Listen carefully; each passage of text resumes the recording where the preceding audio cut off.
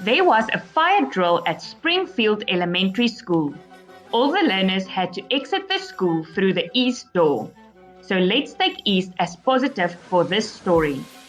A group of grade 6 learners decided to go through the west door. They ran at a constant velocity of 0.2 meters per second from their classroom for 2 minutes to get to the west door. Draw the 3 graphs of motion to represent the constant velocity of the group of grade 6 learners. Position time graph.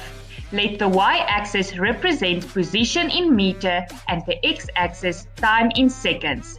Since we took east as positive, the positive y-axis represents east and the negative west. The entire time axis represents the reference point.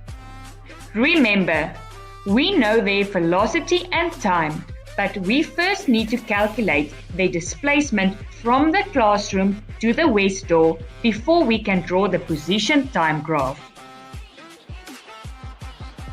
Since they ran at a constant velocity, the shape of the graph is a straight line from the origin, their classroom, to the point they reached the west door.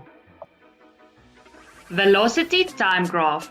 Let the y-axis represent velocity in meters per second and the x-axis time in seconds.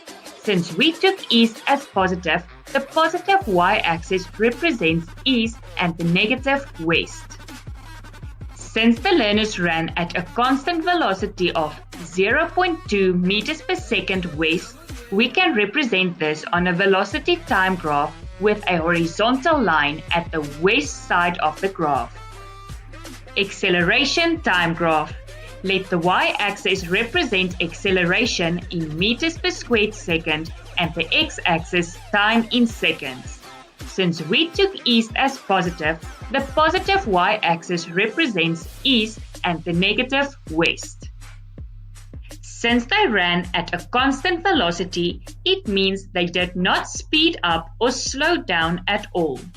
We can represent this constant velocity on an acceleration time graph with a horizontal line on the x-axis. Stay tuned for the next scenario.